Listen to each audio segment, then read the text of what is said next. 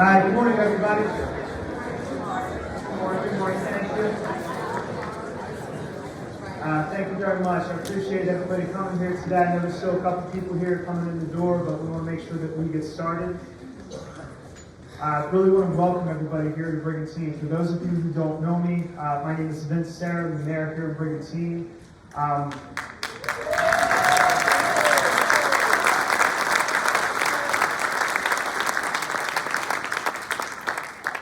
Normally at the beginning of events, I announce all the elected officials.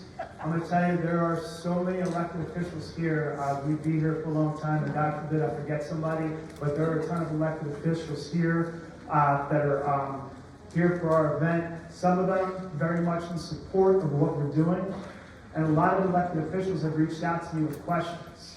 They want to know what they can do in their municipalities. They're not sure what to think about these projects. So they wanted to come here, just like all of you, so they can learn and share back with their towns. So let's give a nice round of applause for all the elected officials who are going to share back.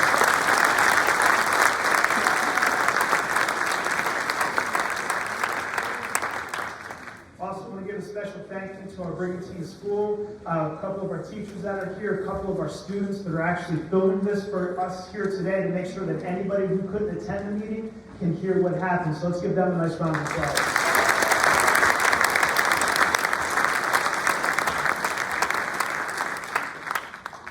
So kind of a brief rundown of how today's going to run. I'm going to give a little overview and some local updates about what we're doing here. We're going to have Congressman Jeff Van Drew, who's going to speak on his congressional updates about this. We have Senator Vince Policy.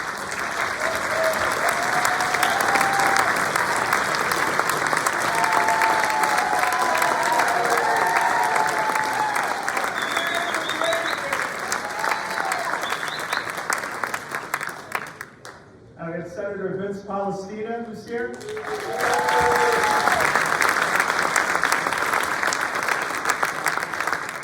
We have Chris Plasatella from Save LBI.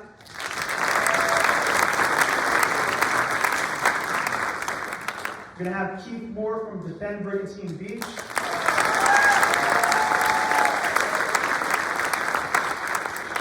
And at the end, we're going to open it up to hear your thoughts, ideas, and questions. It's important not only for you to hear from our presenters today, but for us to hear from you, for our elected officials to hear from you. Because remember, at the end of the day, for all of the elected officials, every single person in this room, you elect us. It is our job to listen and to find the best path forward. So a part of that is hearing you.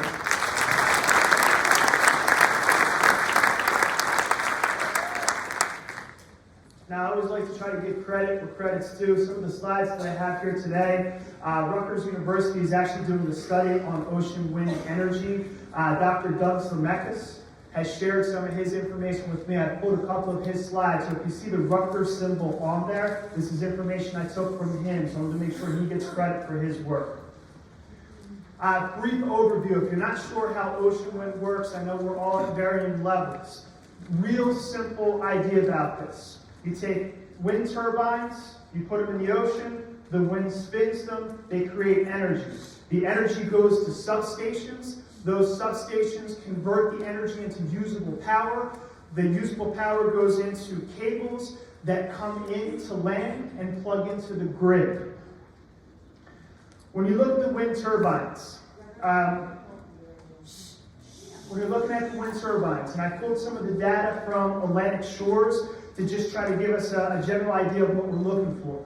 Wind turbines off our coast are going to be roughly about 1,400 feet tall. The hub, and that's about, I'm going to show you in a minute, but that's about the size of the Empire State Building.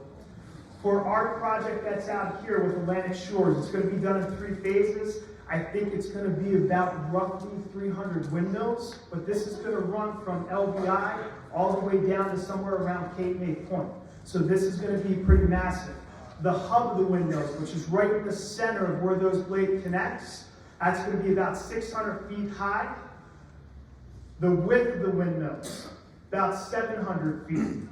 When you're looking at the distances out in the ocean, if you go across the horizon, windmills are going to be placed roughly about 0.6 miles across the horizon, and then they're going to be placed out into the ocean about 1 mile apart. These projects, or these ocean wind farms, are going to be anywhere from 8 to 15 miles starting off of shore, so depending on where these land leases are set up.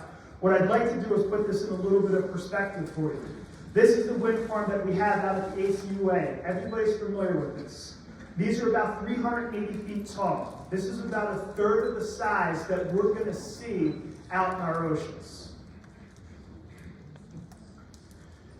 As I said, the windmills we're looking at, roughly the size of the Empire State Building. Now, these ocean wind farms, they're planned for most of the East Coast. They're planned for most of the coast all the way around the country. This is going to run up and down the East Coast, through the Gulf of Mexico, and out in California.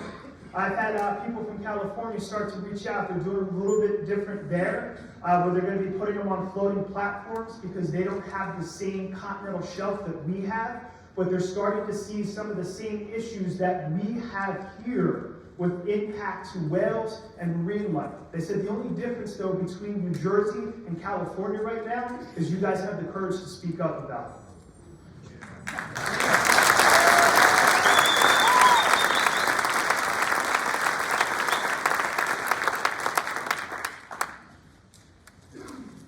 And Chris Classatella is going to do a little better presentation on the visuals. This is one of the pictures that I got from Rutgers University.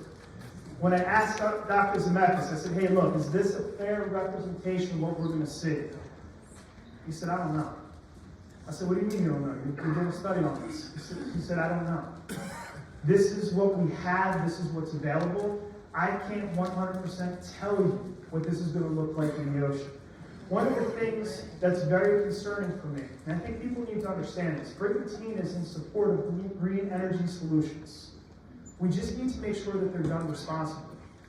I am not a scientist. I am not an expert. I am a concerned citizen, just like all of you, who is researching, trying to get answers. When I look at this, it looks like a mass industrialization of the ocean.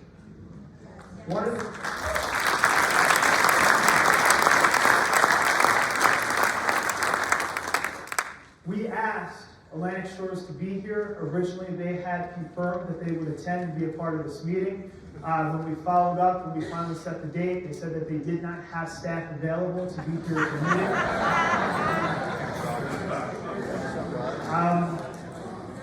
I will tell you, I have a good relationship with both Atlantic Shores and Orsted. We do talk back and forth a lot. I try to be respectful in all the things we do. I just let them know, look, I understand.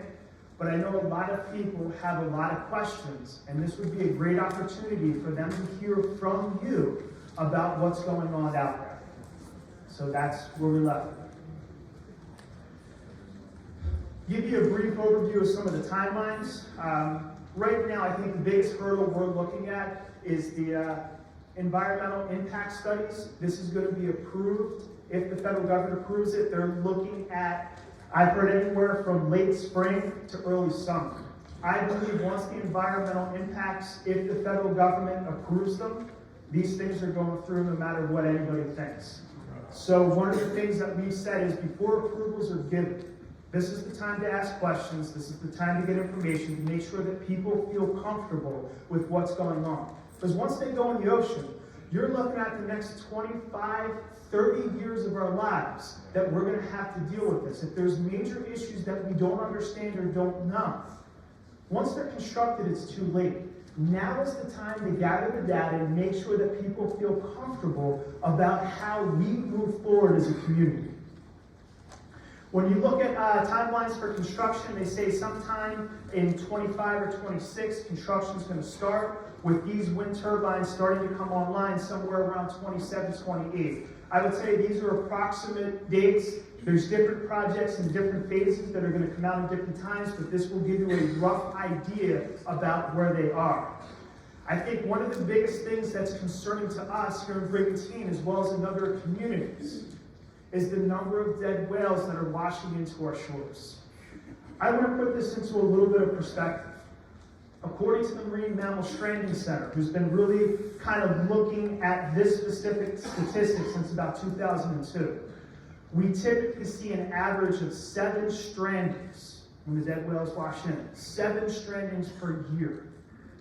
We've had 8 in a couple weeks. What's going on? Now, what they start to talk about is with the necropsy reports. They come out, there's environmental groups who come out, who look at what happens. What we hear is their boat strikes. I don't doubt that. What's causing these whales all of a sudden not know how to navigate around boats? That's the question.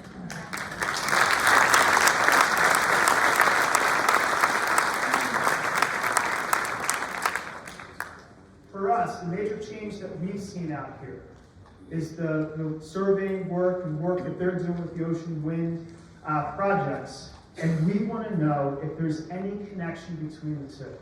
You know, and I don't know if our county executive, Dennis Levinson, is here today, but one of the things he said a number of times is people deserve answers. Let's find out the answers one way or another so we can move forward.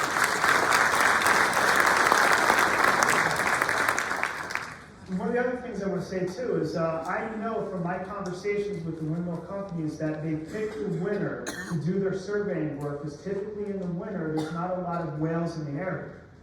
This winter is an unusual winter when we have a lot of whales in the area. So how come the work wasn't delayed or stopped?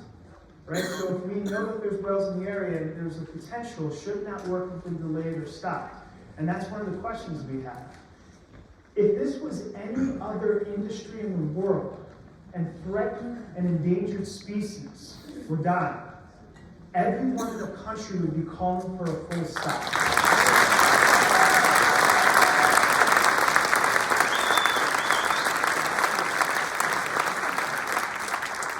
So the biggest question we have is, why is the ocean wind industry any different?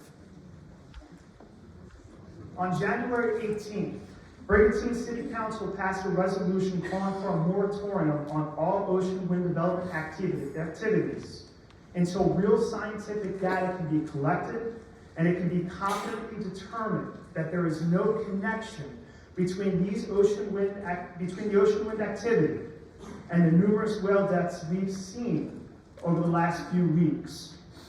And one of the things I want you to know is it's not just Brigantine who's doing this.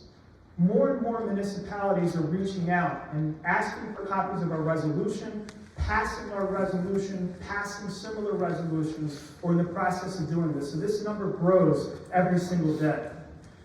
One of the things we want to point out too is there's a number of environmental groups that say that there's no scientific data that shows that the ocean wind activities are causing the whale deaths. Brigantine City Council agrees that there's no scientific data, and that's exactly the point we're trying to make.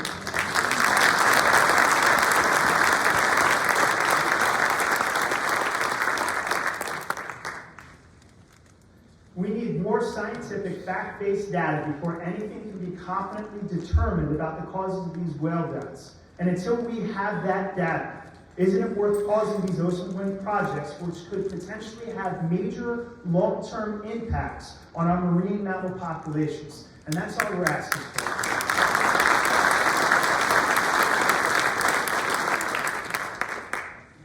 After we passed our resolution, there's a number of mayors who decided to write a letter and send this to the governor and to our New Jersey federal elected representatives, calling for the same moratorium on offshore wind for the same reasons we had here. And it's to this point, we've only really heard back from a couple of people. Congressman Van Drew, who's going to be joining us today, has been with us from the start.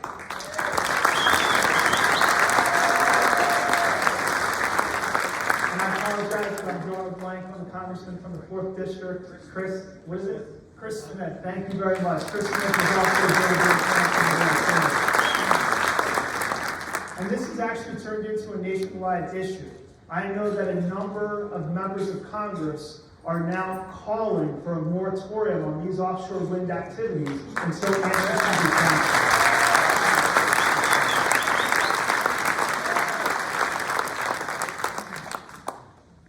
This issue isn't just a New Jersey issue. This is happening, as I said, up and down the entire East Coast. One of the things that we're doing here in Brigantine is we're working with the mayor of Ocean City, Maryland, to form a coastal coalition of communities so we can have a unified voice and work together to make sure that these offshore wind projects are being done responsibly. So we're trying to make sure that we can build a critical mass and that the president and the governor of all these states can't ignore the citizens that elect them.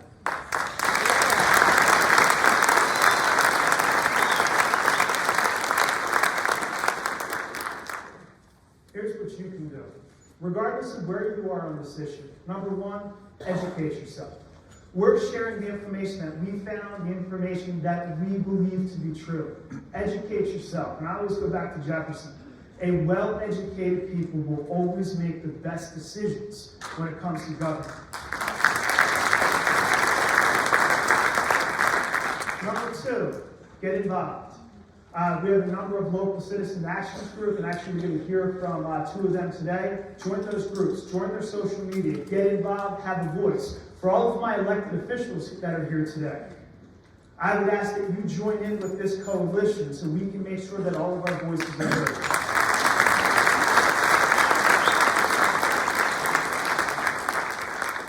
So I want to thank you guys for your time today. At this time, I'd like to turn it over to Senator Palestina so we can hear from him. Thank you.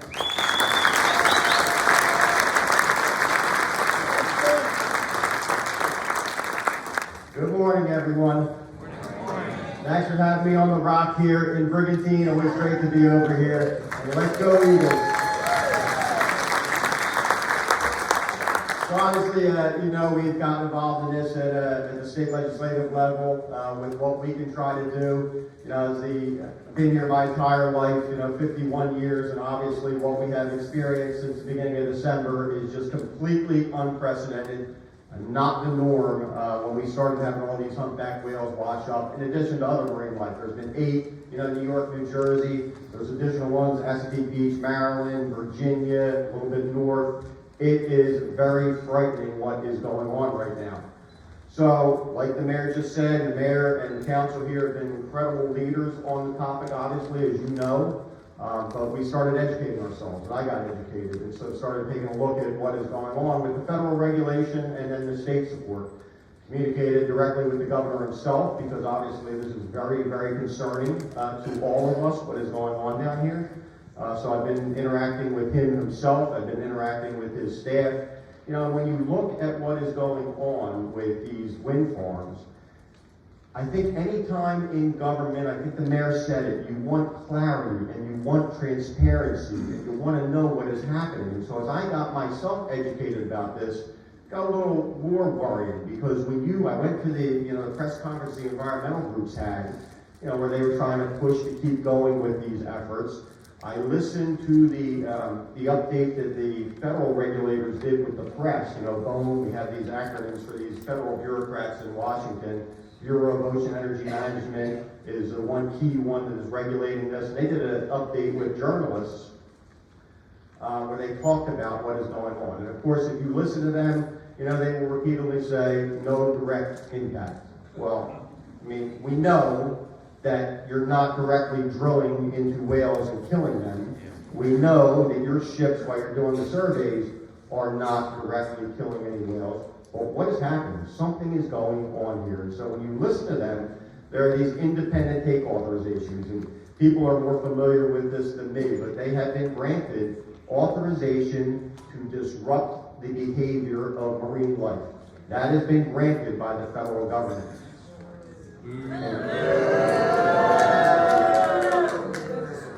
And then when you hear them talk and they say no direct impact, one of the things they talk about all the time, there's 2 different types of activities going on out there. The sonar is happening. Of course, we've all heard about the sonar. That is being done, to measure the depth of the water, map the seafloor to see how long the poles have to be to get out of the water. They're also drilling. To see how far into the seabed the monopoles have to go. In the beginning of January, when these really started, both of those activities were going on, and they were not clear, and they were not transparent on it. They tried to point to the sonar, and they tried to say, sonar's not having an impact, but they were also drilling. Orsted was drilling, Atlantic Shores was doing the sonar. So both of those activities were going on, and clearly anyone looking at the situation, knowing that this has never happened before in our history, Certainly we get concerned. You have drilling, you have sonar, you have disruption to marine life. Either the bait fish are coming in close to the shore, getting in the shipping channels, getting hit, or the whales themselves are just coming in close to the shore to get away from that because they don't like what is going on out there, and they're coming in close to the shore and getting hit. We acknowledge that a lot of them are due to vessel strikes. But why? It never has happened before, ever. And so that's what we're concerned about, and that's what we remain concerned about, and that's why we have called for a pause. Just wait. Let's just pause. And I know some of the trades people are here, some of the other people pro-wind are here. Let's take a break. Let's take a deep breath, and let's try to figure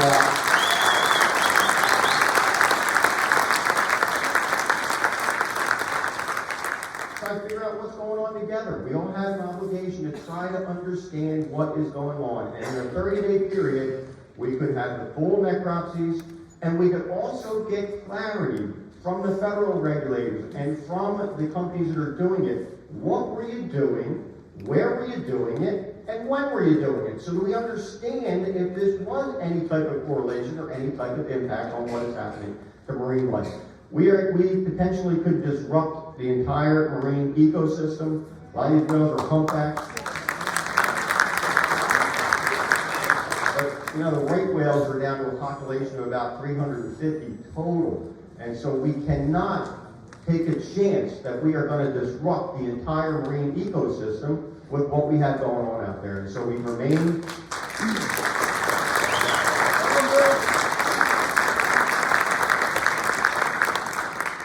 steadfast in our call to take a break, to work together, with the companies, with the federal regulators, with everybody, so we can try to get an understanding of what is happening, why it is happening, because, the hypocrisy, and I pointed this out as we talked.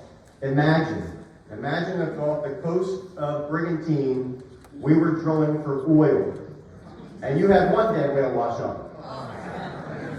Environmental groups be strapping themselves to the oil rigs to prevent anything from happening. That's what we're going on.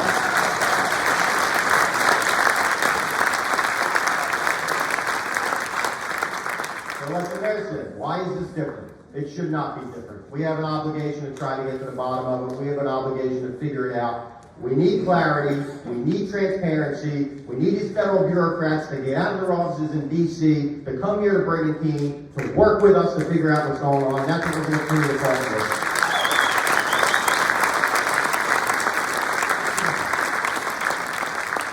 So that's it. Now, the next thing I just want to mention real quick, because we're working really hard with our state government now. Obviously, BPU regulates a lot of this stuff, but we need clarity and we need transparency on costs and what is the impact of all of this going to be. We are all for renewable energy, wind, solar, we can do harness wave energy. Great, let's do it. But it's got to be, it's got to be an all the above approach. It can't be limited to one thing. We're not going to electrify the entire state. It's not possible. Look at what's going on in California, where they literally, with these smart meters, go in and turn people's thermostats up because they don't have enough power to keep their air conditioning going. That's what's happening in California. It's unbelievable what is going on right now. It's just not possible to electrify everything. It's not feasible. It's not going to happen. Think about 95, if you're heading on I-95, and we have one of those snowstorms, and everybody's stuck in their electric vehicles, you can't charge them.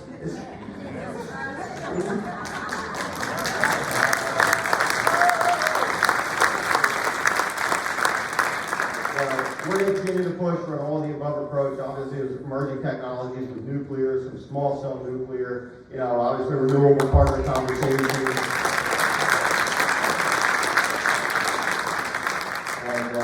Let's do an all-the-above approach, because we got to bring energy to people, obviously.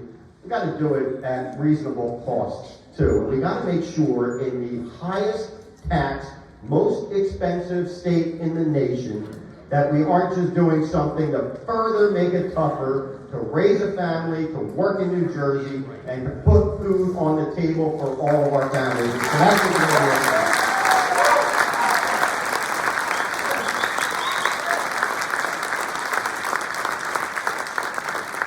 So we'll continue to be your voice, we'll be in Trenton, we'll continue to be that voice, we're gonna continue to push for what we're pushing for, believe very strongly that there should be a break, we should work together, and so that's what we're gonna advocate for, and make sure we're advocating all the above energy approach. Let's bring people energy they can afford, and let's lower the cost of people being able to live in the state of New Jersey. Thank you very much, thanks for having me.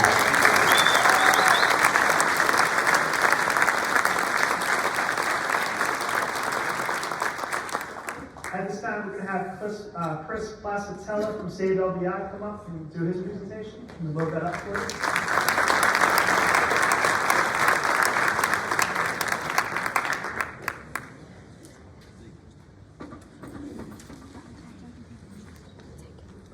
Thanks, Chris. Well, good morning, good afternoon. Morning. So, I'm going to give you all the disqualifiers up front. Maybe why you should listen to me. I'm a lifelong Democrat. I drove an electric car here. I'm a trial lawyer. And I am pro-green, and I've spent my entire legal career defending the environment. So,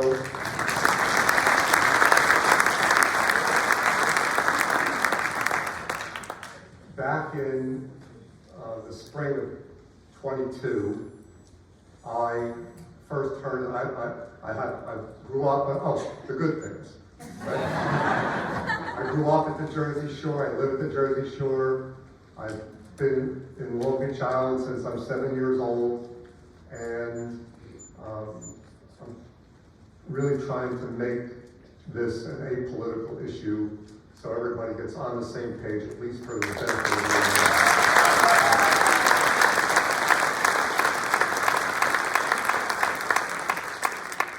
So in the spring of last year, I guess I was living under a rock, I didn't know this was going on. I was made aware of the turbine issue. And I'm like, really? That can't be. So, I'll just do it down there. So, I said, well, you know what? I went to people I thought should be in the know, and I said, is what people are saying, is that really going to happen? And I've been told, no, that's just, the worst it's ever going to be is a speck on the horizon that you'll never see. Then I start seeing these signs around Long Beach Island. Move them out. Like, where am I moving to? So I thought they were from me. so I dug a little deeper. I said, okay, so what's really the truth? And will this wind project really destroy the New Jersey Shore as we know it? That was the question that I wanted to investigate as a lawyer. So this is what I started to find out. They're talking about 357 turbines, about 36 miles end to end, that will probably affect about 65% of our coastline. And I said, well, how big are these turbines? And this is what I learned. The turbines are about the size of the Eiffel Tower. And we're going to have 357 turbines, the size of the Eiffel Tower, lining our coastline. Look at the Washington Monument, and then look at the size of the turbine that you're talking about. So I said, okay, where am I going to start my research? I said, well, let's go with the construction project. And it's 4,000 pages. Oh, what? I read it, okay? And I said,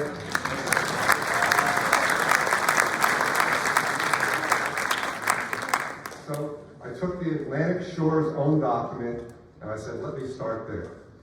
And And what I determined was I didn't really need to go any further. The answers were in there. The information was in there. Now, you had to look in the fine print. You had to look at page 187, and you had to look at page 247 and put the pieces together. But it's actually in there. It's almost, and I'll show you right from the report, it's almost like a disclaimer. You know, lawyers love disclaimers, right? It's almost like a disclaimer. It's like, it's all in here, so when they go up, don't come back to us and say, we didn't tell you, right? Because it's in there, right? First thing they do is they say, they have an actual section on the visual impact analysis. And they went up and down the coast at areas that they said were important, historic, representative of the rest of the coast, and illustrate the type of views that will be addressed. So, what I did was, and if you see the section on the outside, the dark section is what this report is about. The dark section, every one of those dots you see is an Eiffel Tower. And the section above it, that's what's planned for the future. So what you're seeing here, what I'm going to show you today, is just, you know, what is the immediate coming attraction. And then I said, okay, while I'm going through this report, and I am reading between the lines, let me mark all the spots on the same map that they admit will be affected. So I put little red, by the way, I didn't do all this with me, I used a jury consultant, just so you know. Okay, so who by the way lives in Margate, okay? So I marked all of the spots where they said you will definitely see the turbines in red, and where they say there will be potential visibility in yellow-orange. So the first ones I found on page 86, and they say you will see the turbines in Ocean City, Sea Isle City, Avalon, Surf City, North Beach, Harvey Cedars, and Barnegat Light. Then I went to another page, and it said you will see primary visibility in Wildwood, Diamond Beach, with potential visibility. I'm not sure what that means, I guess it's clear day. In Seaside Park, Seaside Heights, and Berkeley Heights. And remember, now we're just talking about the dark red area, not the future area. Then I went to another page. This time I had to go to page 127. And they said, well, you'll also see them from the Long Beach Island Arts Foundation, Beach Haven, the Great Bay, Brigantine, the Ocean Casino, and the Boardwalk in Atlantic City. And they say that in the report, there will be a high magnitude of visual change with adverse visual impacts. That's from the report. Oh, I'm used to getting booed. So. Then I said, okay, what? Not all juries believe what. But then what? How far in are we going to see these things? Is it just going to be the people on the beaches? Is it just going to be the people with houses on the ocean? How far in are we going to see this? So I said, let me go to the report and see if we can find that information. So I said, okay, let's go to the interior bays and rivers. Can we see them from there? The answer is yes. You can see them according to the report at page 86 from the Sight Sound, the Townsend Sound, the London Bay, Carson Sound, the Peck Bay, and the Mattahawken Bay. And they say in the report, quote, there will be significant areas of potential inland bay visibility, close quote. Then I said, okay, let me keep reading. They said, oh, you can also see them from the Richardson Sound, the Cape May wetlands, the Great Sound, and the Barnegat Bay. And they say the visibility from inland bay areas is consistent throughout. Read a little further. Now this is just the interior. You will see them in the bays west of Atlantic City. You will see them in the bays in Margate, Ocean City, Sea Isle City, Avalon, Wildwood, Ship Bottom, Surf City, Barnegat Light, Seaside Heights. You will even see them from the rivers, the Mullica River, the Great Bay Harbor, and the Tuckahoe River. That's in the report. They say the potential blade visibility will be from the majority of inland bays and adjacent mainland shoreline. That's in their fine print. Okay, now there is a diagram in the report on how far in can you see these things, right? And they have it color-coded, and you can see on the yellow how deep into the inland you can actually see these 367 Eiffel Towers eventually. Now they do use the word potentially visible. I'm not sure what that means. I guess, you know, it's a time of day, whether you have your glasses on, I don't know. But potentially visible. And then they make a distinction. Some places you'll just see the blades. Other places you'll see the blades and the lights. Other places you'll see everything. Okay? So they are charting out the various areas of visibility. Then there's another diagram that just talks about the areas where you can potentially see the blades. Right? So you won't see the tower, but you will potentially see the blades. And you can see here by their own diagram, it's well north of the Toms River. Okay? And well inland. So what were the conclusions? The conclusions were that you can see the Eiffel Tower up to 40 miles and certainly 30 miles. So just conservatively, 30 miles. And if you look at this, and I drew this is not their line, by the way, I drew this line. If you look at the 30-mile line, you can see what the visibility is. And they actually say in the report, turbines are visible up to 40 miles from the shoreline. So, in the conclusions, they say the turbines will cause adverse visual impacts in multiple locations.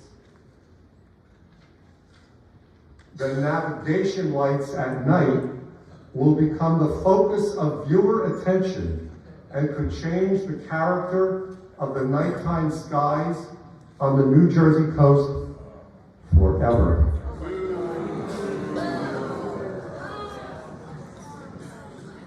So, then I said, well, what's going to happen in the second phase of this project? How far north is that going to go? So, I took my little scale. At first I just went to the second phase, and I just drew 20 miles. And you can see how far in that goes. And then I said, well, how far north are you going to be able to see the turbines from the second phase? And if you just go 30 miles, it takes you all the way to Manasquan. So from Cape May, when this is all over, from Cape May to Manasquan, this shoreline will be forever changed. Now, there is a section in the report, to be totally fair, called mitigating factors or general mitigation. Okay? So I want to show you that too.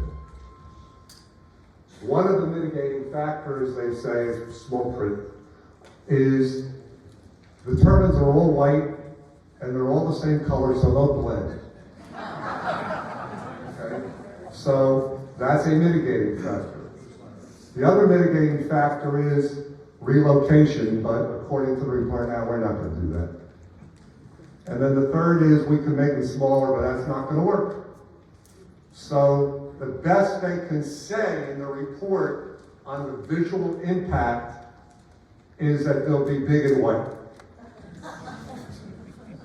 Okay.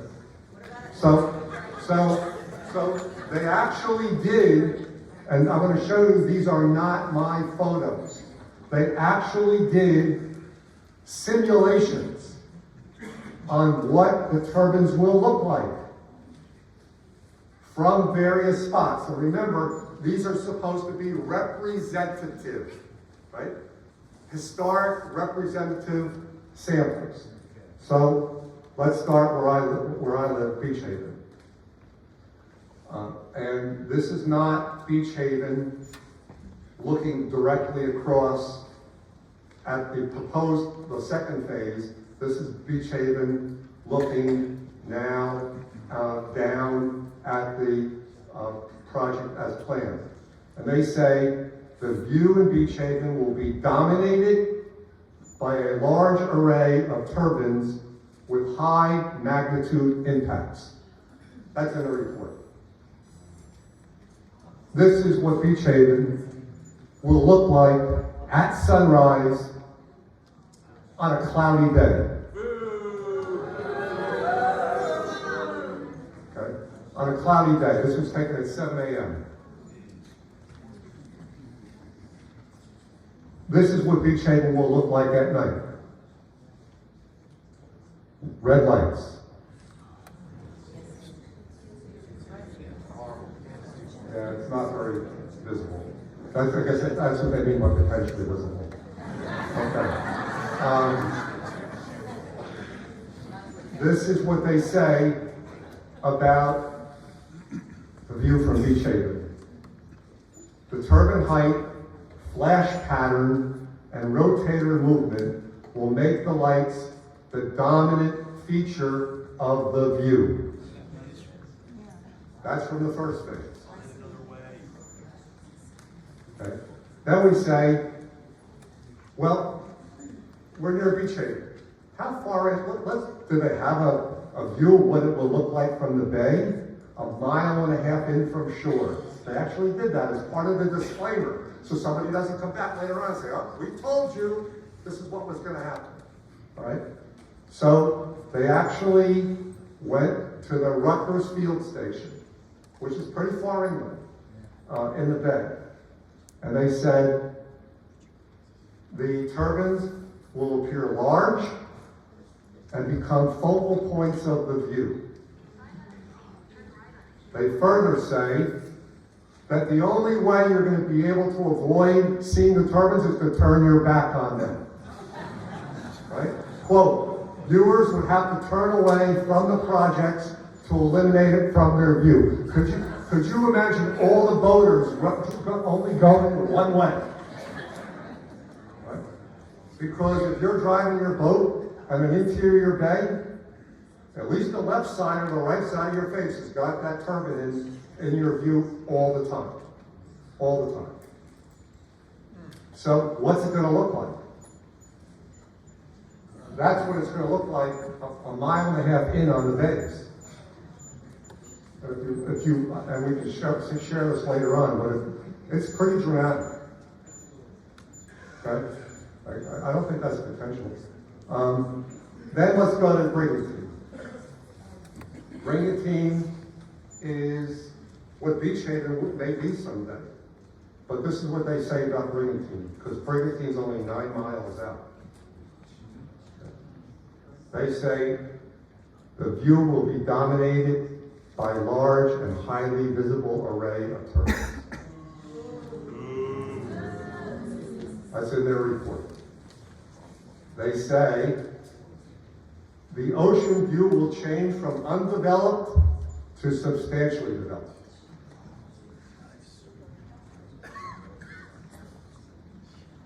This is 9 miles to the turbines off the Brigantine Beach.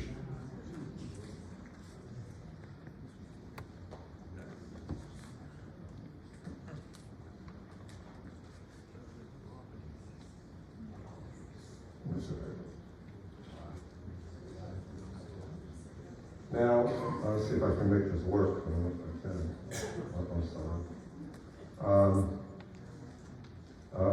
I actually have this, but I guess it's not working here. I actually have this, I'll put it on the internet. I actually have this simulated so you can actually see what it looks like when the turbines are moving. And it's pretty dramatic. Then, on the visual, then they go to the Ocean Casino Resort. And I don't know how many people go down the area, there's Atlantic City right next door, and they say at the Ocean Casino Resort, the view will be dominated by large and highly visible array of turbines. They say it will change the perception of the view from pristine to something very different. Okay. Feel like I got my jury on. So here's what it looks like on a cloudy day at the Ocean Casino Resort. And here's what it looks like at night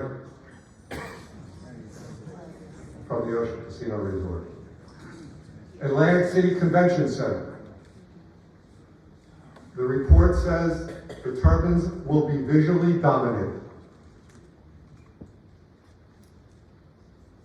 And the turbines will dominate the ocean view, if you're there. This is what it looks like if you're standing on the beach in Atlantic City. This is not my photo, this is the photo from their report.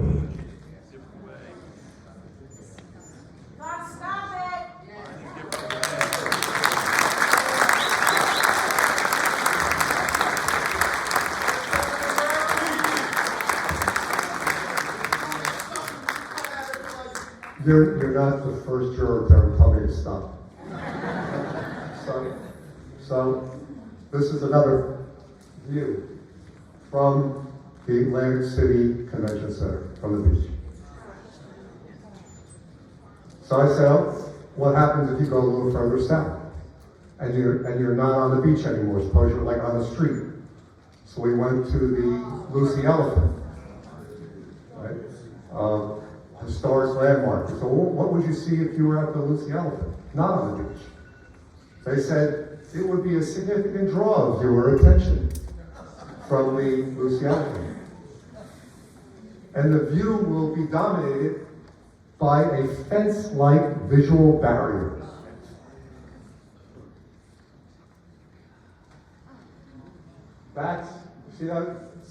See how nicely they blend, right? That's what it will look like from the Lucy Elephant. Then we'll say, let's go further south. Let's go down to the pier, the Gillian's Pier.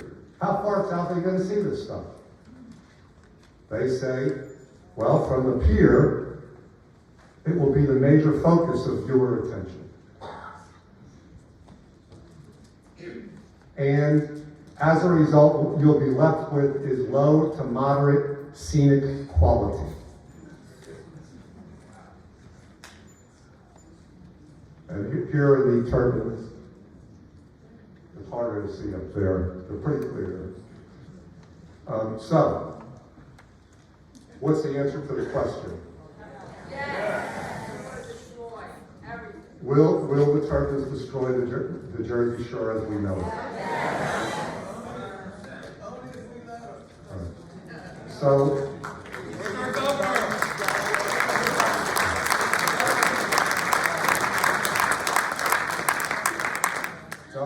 I'll stop for a commercial break for a second.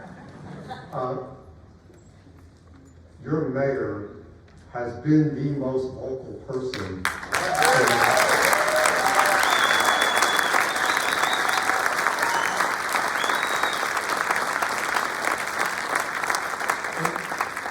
and he's leading the way,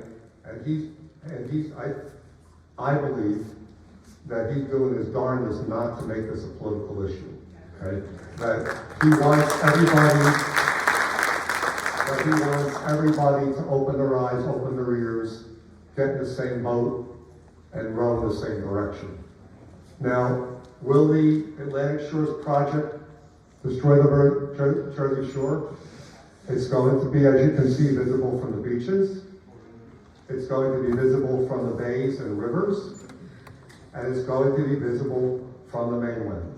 And that comes from not Chris Placitella, but the report from the company that's been hired to construct that. So what happens? There's a report from the NJBIA on the economic impact of tourism in New Jersey. We have over 100 million people visit our state every year. The number one reason people come here is the Jersey Shore. The Ocean, Atlantic, and Cape May counties account for $17.8 billion in tax revenues, and over 100,000 tourism jobs are at risk. So, are there alternatives? Answer, yes. This is a map put out by the Bureau of Ocean Energy Management, and this shows all the areas off our coast that are available where they can put turbines that are 40 miles out or more. So the answer is, you won't see them from the shoreline. They won't be in the right whale migration path. There are alternatives. I don't know, maybe it'll cost a little more to run the lines, but there are alternatives, right? It's not like when people say, this is it. It's not. This is their own map. They're out there. Now, do you know that New York, for example, had projects planned, but they pushed them south closer to us because they didn't want us? Do you know that in the entire world, you know where these companies come from? And the turbines are made in Europe? They don't allow them this close. Okay? It's here. So there are alternatives. There is a way to have good, solid green energy, and I will still probably drive my car, and if I get stopped on the turnpike, so be it. But so we have choices. We can. This is what an afternoon at the Brigantine Beach looks like right now. Right?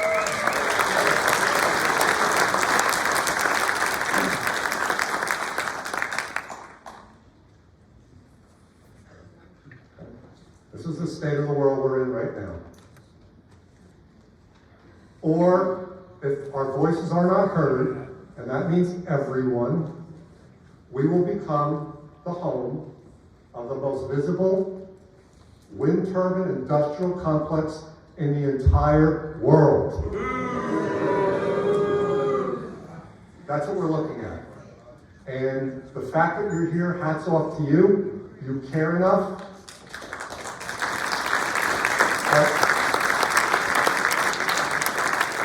Hats off to the elected officials who took the time out on Saturday to be here.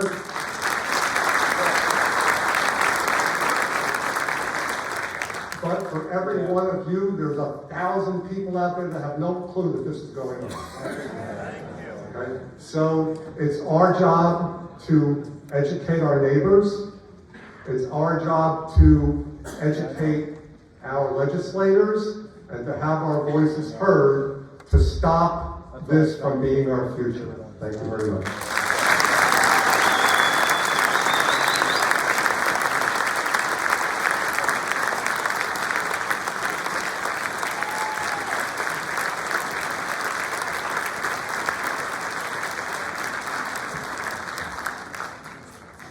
On behalf of Brigantine, and I guess I'm going to say the entire South Jersey community, I'd like to thank Chris for his excellent presentation today.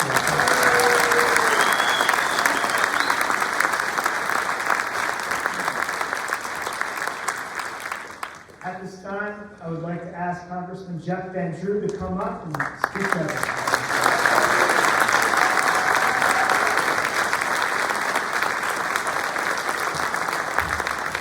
So, I think a lot of you know already that I have this habit, which is call it what it is, okay? Really tell you the true story and just lay it out, and that's what I'm going to do. I've been involved with this for years now, actually. It all started a number of years ago when a good number of fishermen, and I want to say something from this outset. The visual impact is very, very important. So is fishing. So is our environment. It's not just, because what they like to say is, oh, these are just NIMBYs that don't want it in their backyard. No, this is about dead whales. This is about the fact that fishermen don't know how they're going to make a living. And you know what the top industries are in South Jersey? Fishing, tourism, building. They're all going to be affected because this is really going to hurt us. And what we haven't talked about, and I'm probably going to jump around a little bit because I get excited about this because it's really a wrong thing to do.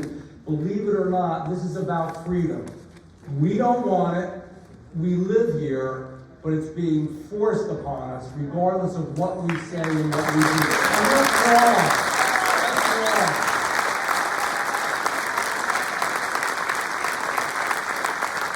This is America. This is America where people, when they live in an area, have a voice in what happens. And you all need to have a voice. And I need to have a voice. So anyhow, I'll give you the nature of what I think the company's about. So a number of years ago, they came to me. I was a state senator back then, and they said, you know, we're going to be doing this thing. I said I had some concerns. I said particularly with the fishermen who were on this very, very early because they knew what it was going to do to the fishing areas. In England, you can't even fish around these turbines. They won't let you. So I met with them. I said, do me a favor, because I want to give this like a character check. I want you to meet at least with the fishermen to start out and some elected officials and talk to them and see if there's anything that we can do to make this better. And I said, this is a number of years ago. So I meet with them again months and months later, and they say, well, we've talked to the fishermen, they're all happy. Now, what they don't know is I have a lot of fishermen that are friends. Look where I live, where I come from, South Jersey. And I said, really? I said, well, I want to let you know we're going to have a hearing. And so it will be a good time for them to air how happy they are. Now, we had about a similar amount of people at this hearing we had. We had it at the Wildwood Convention Center. It was the only place that we could fit in. There were so many fishermen. Lots of regular folks didn't know about this then. They were keeping it quiet. They weren't telling you. They wanted to sneak it in and slip it in. So we got all these fishermen out there. And I'm running the hearing and I say, I'd like to know how many fishermen have spoken with Orsted over this issue. 2 people, honest to God, as I'm standing there, 2 people raised their hand and they both work for Orsted. They haven't talked to anybody. They lied to me. And if there's one thing you should never do, don't lie to me, man. You tell me stuff I don't even want to hear, but do not lie to me and tell me something that isn't true. And that's been the name of the game with this thing all along. It's going to be okay. You're really not going to see it. It's nothing to worry about. You know, we're sure we want business and we want to create jobs, but you don't create jobs by destroying an environment, by destroying other jobs, by destroying fishing, by destroying tourism, by destroying our environment. That's not the way that you do it. And your sign is right. Somebody's got a sign up here. It says turbines are green, and then she crossed it out and put green. This is about money, ladies and gentlemen. This is about money. This is about billions of dollars. Let's tell it how it is. Let's not BS everybody. And I'm not gonna. I'm gonna tell it how it is. So So we had that meeting, nothing came of it, kept working with the fishermen, they've hired some people, slowly but surely, more people started to understand what was gonna happen and got on board. We need thousands, because we are battling people that are multi-billionaires from around the world that wanna make a ton of money off of this. Yeah, no doubt. I'm sorry, I'm not being political. But our president, and I'm not being political, I don't care what party, but our president loves these things, and our governor loves these things, and they're bad. They're gonna hurt us. And we want, and again, this is to do with so much. Yeah, really.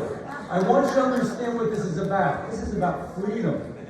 This is about the freedom that you should have as men and women, free people, to say we don't want something. You know how bad it is?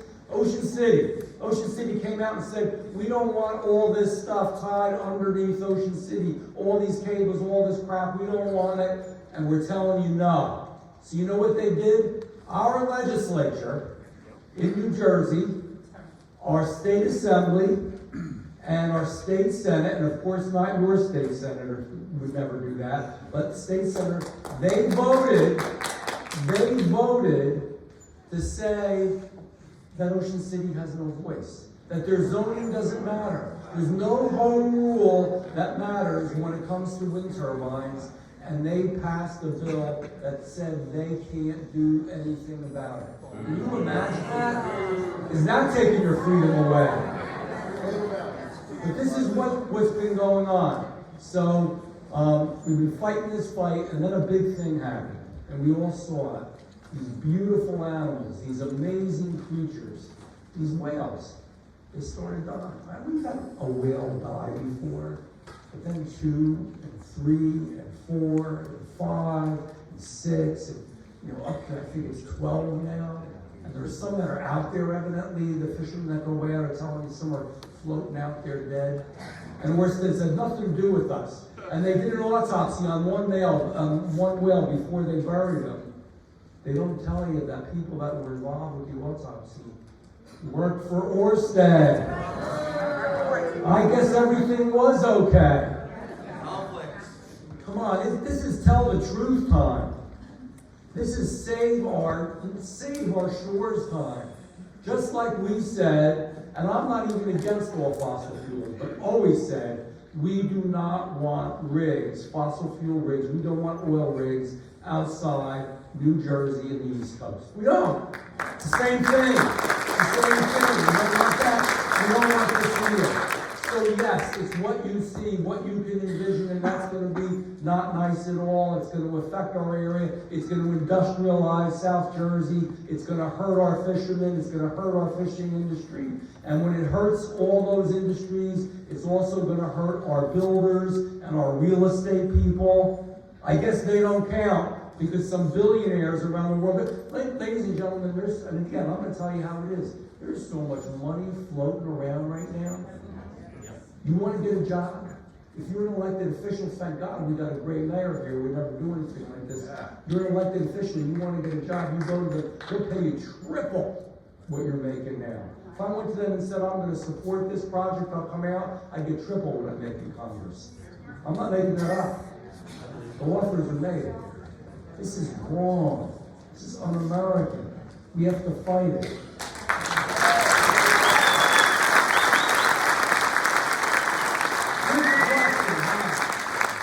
You're right. Gentlemen, you're a smart gentleman. He said, how? But you know what? We can talk all we want, and we can yell and scream. They got the money, they got the power, they got the connections to a great degree. But we've got some things. We've got a congressman. We've got a great mayors. We've really got some other mayors going too. We've got a lot of other people. We've got some good state legislators. So what I've been doing is this. I have spoken to the speaker. I have spoken to the majority leader. I am the vice chairman of transportation and infrastructure. Okay, so what that means is you deal a lot with obviously the mobility of ships, boats, etc. in the area and with this whole issue. We're going to have a hearing. Okay, I know we're having a hearing today. It's going to be a little bit different. We're going to actually have two of them. One of them is going to be around, and we'll get the information out. And damn it, I want thousands of people out there.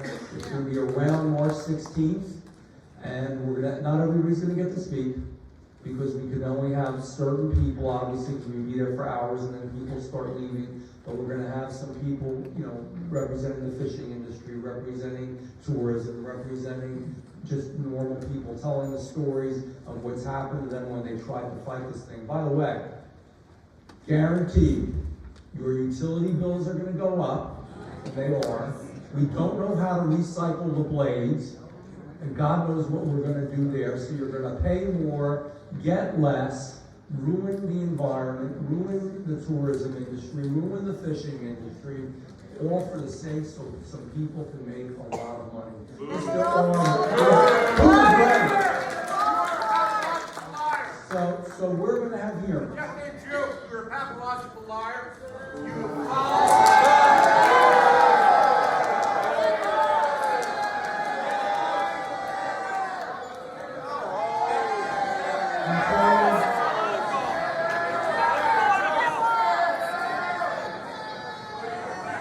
I'm telling you how it is, and dozens and whales don't lie.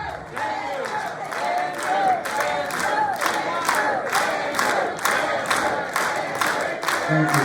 Thank you.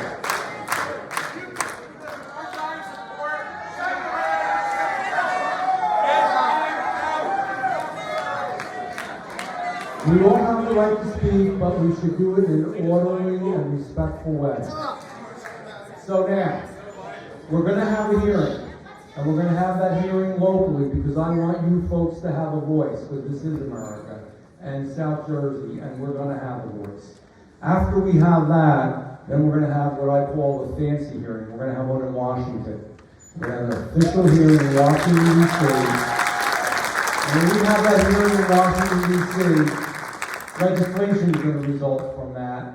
And I'm going to put it together with some other people who really care about that. We've got some people in the Chesapeake and other areas that are very, very concerned, that are also in Congress. I've got New Yorkers who are in Congress that are concerned as well and want to stand up and fight. So it's not just me. We're going to get some other Congress people here too. And basically the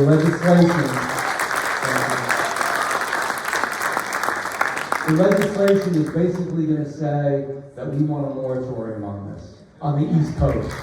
Let's want a moratorium. Don't build these things here. You're at crossroads right now. This is one of the biggest issues, it is, of our time. It's not just brigantine. It's not just certain windmills. I have nothing against when the MUA in Atlantic County's got those little windmills and toys compared to what these things are going to be. We love our homes. We love where we live. We love our environment. And God damn it, we're going to fight for it.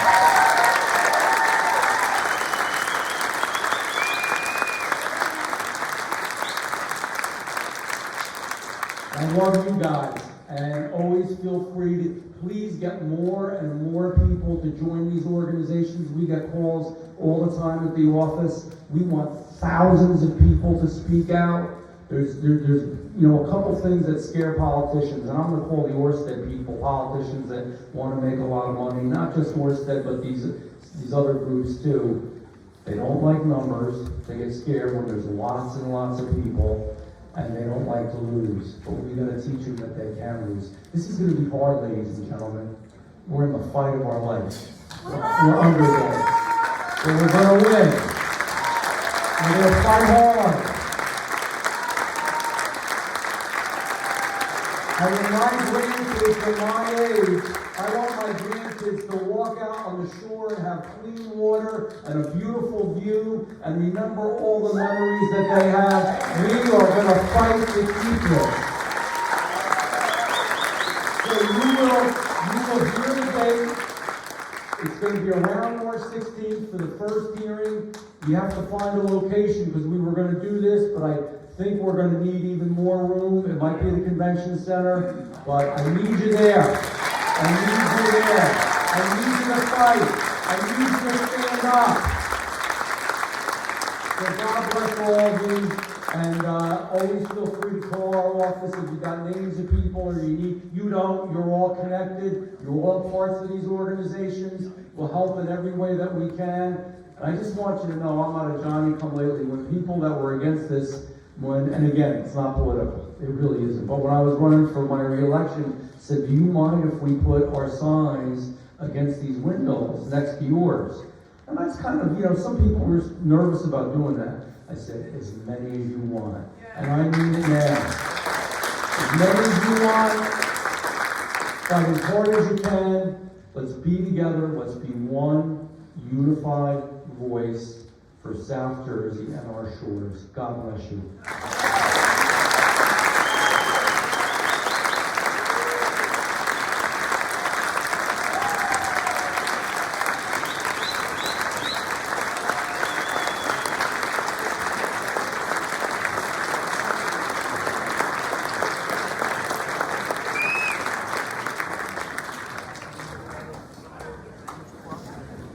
And just so you guys know, Congressman Banjo, we've been working on this for about a little over 2 years here. He's been with us from the beginning. He said, whatever you guys need, I'm behind you 100%. So thank you, Congressman.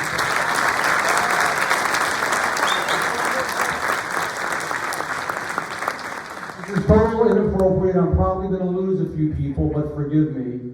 Go Eagles.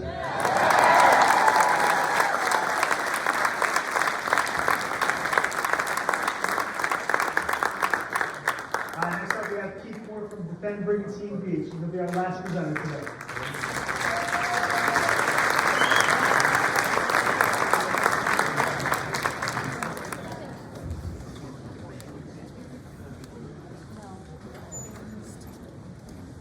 Good morning. I'm Mr. Blue, so bring it on.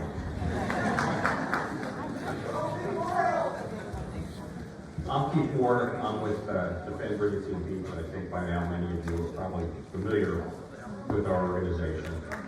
Thank you. Before I start, I'd like the founding members to stand up and take a bow here. These are the folks that started our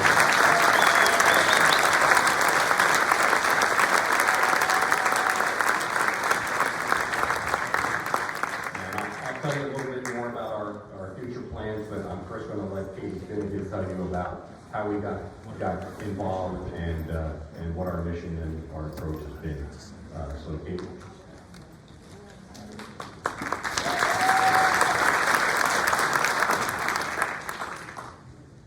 Good afternoon, everyone. I was going to say morning, but it is afternoon now, and I love that you're all here and you're still here.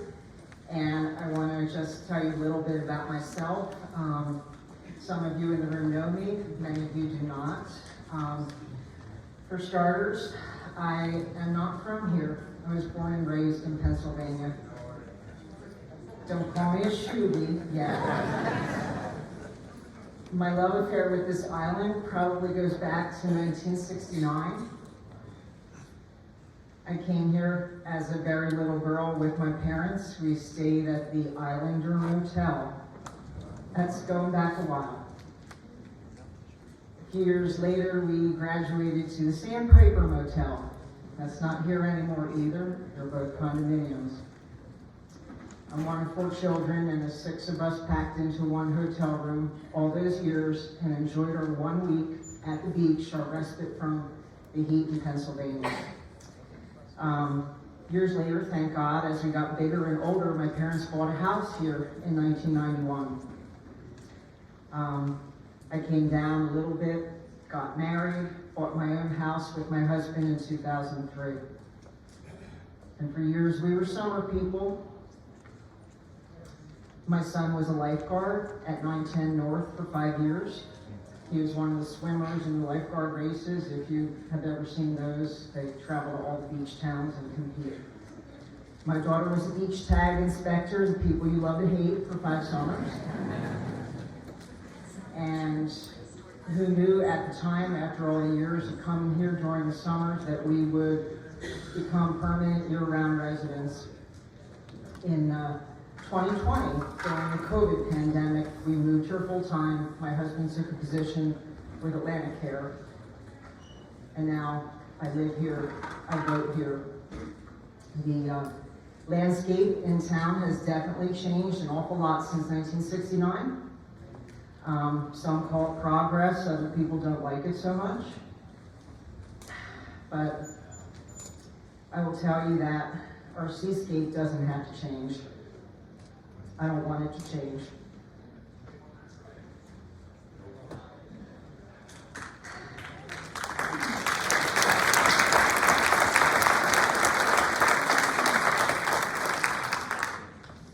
I knew very little about the whole wind turbine farm issue. My brother works in the energy industry in Pennsylvania. And my brother and sister-in-law bought my parents' house. And he said, there's a big meeting here December 2nd, you really should go. I'm gonna go. We went to that December 2nd meeting at the Brigantine Community Rec Center. I don't know how many of you were there. It wasn't particularly satisfying. It wasn't helpful. It wasn't informative to me. I kind of felt like I was at a really bad version of the middle school science fair. With the different tables, there were some coffee and donuts, there was some, Orsted pens that you could take. I connected most with the people in the lobby, and it's really funny. I don't know if any of you spoke to them, but after that meeting, I gave my name and email and tracked down the people in the lobby that I met that day who were the most informative to me. And if you looked in the Brigantine Times or on the Atlantic City Chamber of Commerce website page, there are photographs of the people in the lobby with their poster presentations and the literature they were handing out. And I thought, they really have it going on. I want to be a part of that. I tracked some of those people down after that day, and we connected on social media, we exchanged telephone numbers. We went to our first city council meeting as a small group on December 8th, and we started to get it together. We met as a committee for the first time on December 18th. We started to get organized. We filed for our 501c3 nonprofit status. And our mission is really simply to defend Brigantine Beach from the 2 planned industrial wind turbine projects, which we believe will devastate our beach economy and our environment. And then Tom Jones started the Facebook page, and I became one of the Facebook page administrators. So if my name sounds familiar, I'm on that page all the time. I post, I share things from other groups. I want to thank Save LBI and the people from Protect Our Coast. Protect Our Coast too. They kind of started before us and paved the way and helped us understand how to get organized and what to do. And we're still sharing information. I'd like to believe that the Facebook page really helped get this movement going in this town, and it's a movement right now. When we started the page on December 19th, we had 0 members. We all joined the committee. We said, get your family and friends to join. Well, it's been 7 weeks, literally less than 2 months, and we're up to 1,800 members plus.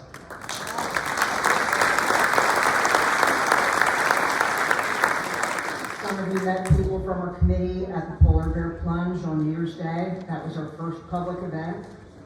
We tried to hand out some information to people leaving the parking lot that day. We've joined the Brigantine Chamber of Commerce. We're going to have a table at the St. Patrick's Day Parade on March 11th if you're here. And as of yesterday, we are members of the Save the Right Whale Coalition. They're based in New Hampshire. As the congressman and the senator said, this is more than just New Jersey. This needs to become a movement on the whole East Coast. So we also have a Twitter page. We're getting Instagram going, and our website is under development. But in order to accomplish this mission, using social media, in-person events, and the news media, and to educate the public on the cost and the impacts of the projects, we really, really need your help. Right now, we are a core committee of about 11 people. Some live here year-round, some are summer residents. But we can definitely use more. We can use your help, even if you can just give time at one event. Besides volunteers, we need your donations. We're going to need to mount some legal defenses and challenges to these projects. We can't do it without your help. If you're concerned about what you can give, I just want you to ask yourself, is it important to protect the sea life in our marine environment?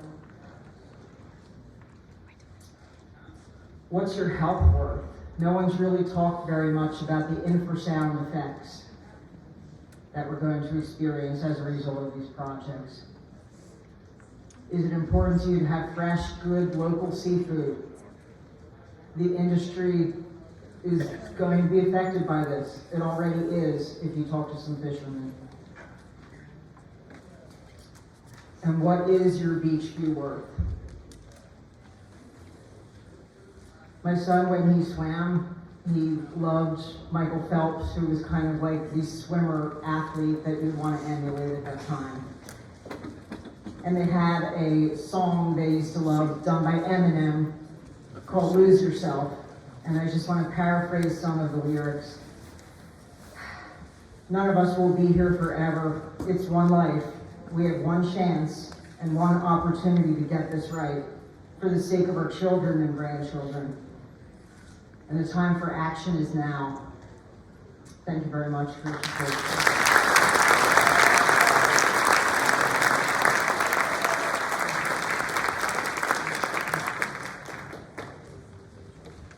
Thank you, Katie. I just want to give you a little bit more on what our plans are going forward. As Katie mentioned, we did file for a 501c3. We should be getting that approval very shortly, which will enable us to solicit charitable donations for legal challenges and other public outreach that we need to go forward here. We're also looking to build a very strong coalition across a number of New Jersey organizations like Atlantic Coast Ocean Protection, Coalition for Ocean Action, Save LBI, they were here today, Protect Our Coast out of Ocean City, and the ACRATs, and that's their nickname for the Nantucket organization that's been very active in filing lawsuits up in that region. We also, as Katie mentioned, are going to need significant help financially to make this a reality for us. I want to commend our team internally here for actually coming up with $10,000 of our own money to get this thing off the ground. So they deserve a big round of applause.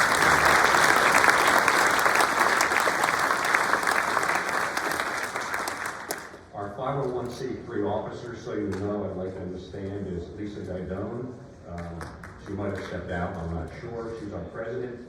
Suzanne Moore, my wife, who is our treasurer. And Tom Jones on the end, who is our secretary. So our goal is to continue what we're doing with public awareness, campaigns, educational activities, and speaking engagements. We really need to get the word out, as all of the speakers have said today.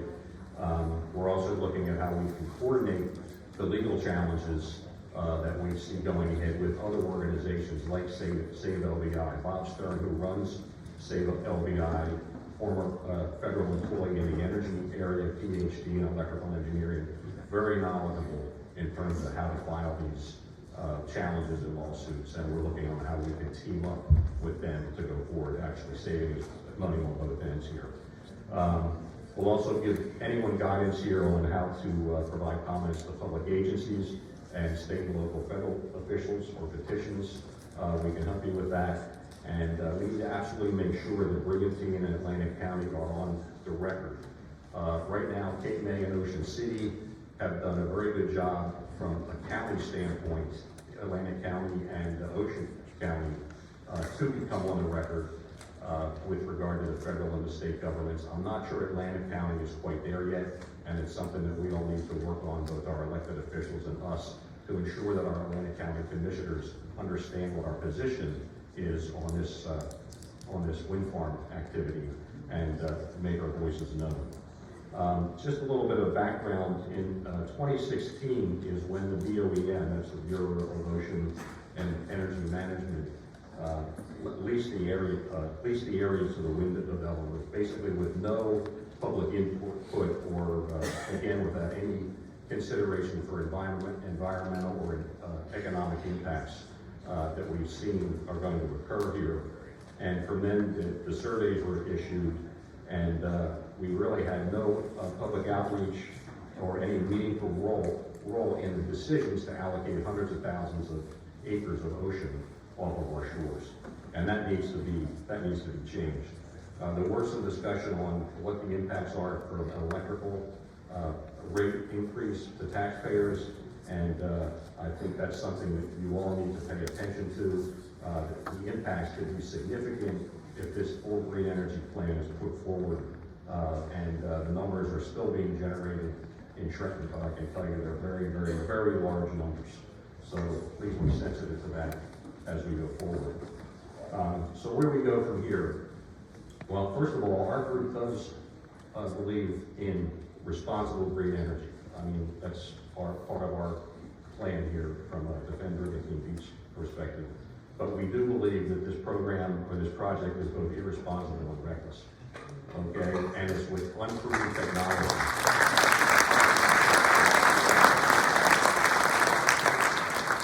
These wind farms have never been built to the size and magnitude that we're going to see off our coasts. So, you know, that's a huge critical issue with regard to how these things are going to operate. Are they going to fall over? Are they going to pollute the water? We don't know. It's not been proven.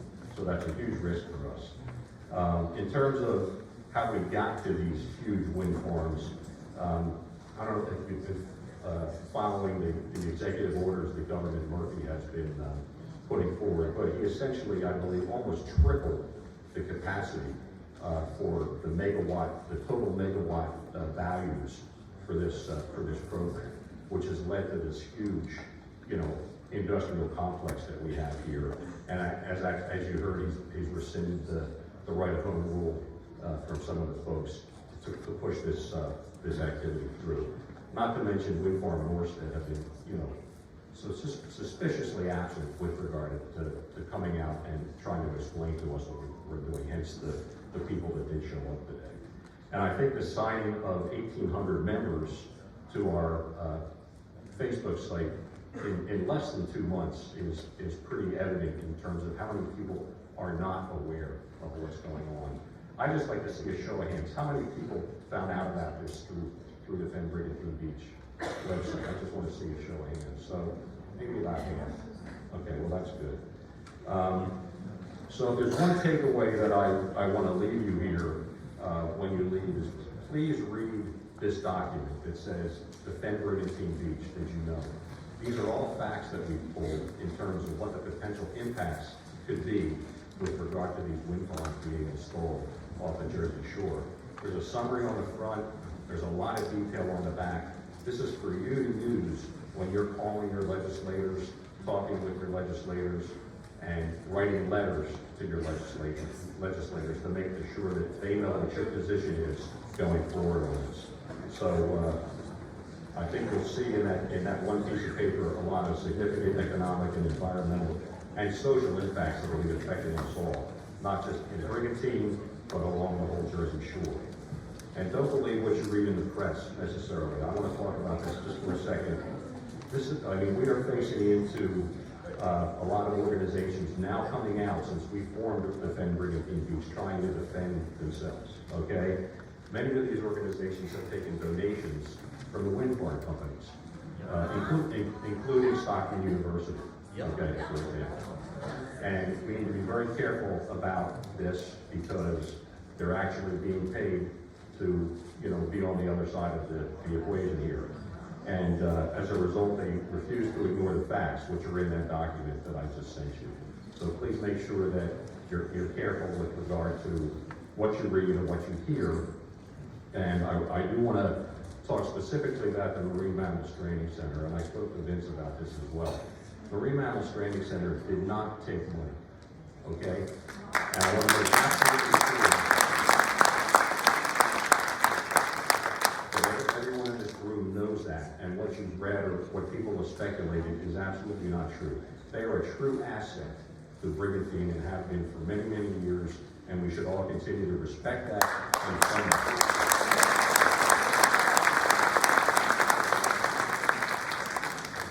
So, power in numbers is my acronym for this. We need all of you on the same page. We are building coalitions with other beach communities. I think personally we've made significant progress as our small organization in the last 2 months. We need your help to make this go viral. This has to be a viral activity going forward.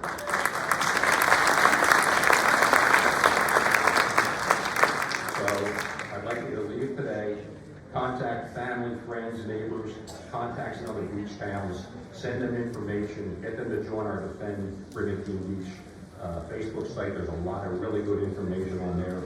And secondly, pledge your congressional delegation, the governor, state elected officials, the Atlanta County commissioners, the phone calls, email, visits, whatever, so we can stop this project and do the right thing for the Atlantic coast. And lastly, please help us financially. Casey referenced it. I mean, lawsuits, if we go forward with this, they're going to cost $50,000 to $100,000. This is not small money. As Katie said, what's your beach view worth going forward? So we would hope that you would help us and donate generously in this cause. Thank you very much.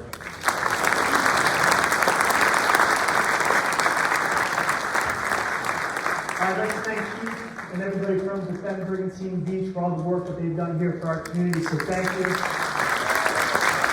I'd like to thank all of you for being out here today, from our elected officials at various levels, our speakers, and all of you. We appreciate it. I'm going to take a 5-minute pause. I know some people need to go or have other events, but we also offer an opportunity. If you have questions, I'll do my best to answer. If you want to be heard, we'll listen.